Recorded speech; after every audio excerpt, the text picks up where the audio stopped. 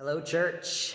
Unfortunately, what goes up must come down. And so this Saturday at 10 a.m., we're going to be having a undecorating party. So if you're able to come out to the church Saturday at 10 a.m., there'll be a handful of us here taking down the Christmas decorations and getting them put away. This Sunday, we also have Reverend Brian Scheimer, who will be leading service for us. It's always a treat to have him.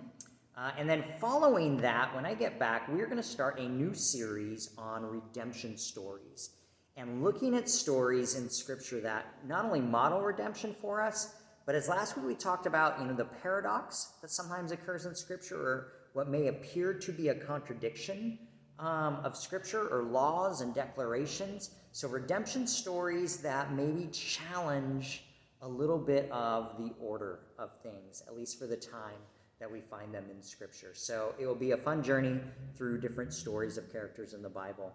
I also need to reiterate the importance of our church and congregation following the mask mandate that is both established by our county, but also by the Greater Northwest UMC denomination.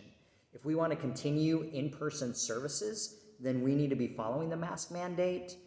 If we cannot do that, we may not be able to meet in person and have to go back to a virtual option of church, and I don't want to do that personally. So masks need to be worn inside the building. That includes the foyer. If you don't have a mask, we'll have masks for you at church as well. And masks need to be worn properly, so they're going over the nose and under the chin. I know this is an inconvenience, but it is just where we are at, and we need to make sure that we're honoring people, not only the laws, but there are several people in our congregation who do have concerns about gathering in public and maybe not feeling as comfortable as everybody else, and we want to make sure that we are leaning in to loving each other well, of honoring each other's concerns, as well as making sure that we're abiding by the regulations that are set forth by both our county and our denomination at this point, which says if we gather inside, then we need to be wearing our masks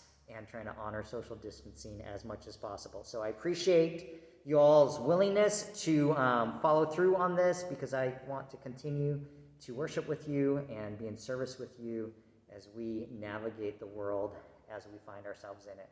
So I appreciate your guys' willingness, and I will see you when I get back. Thank you.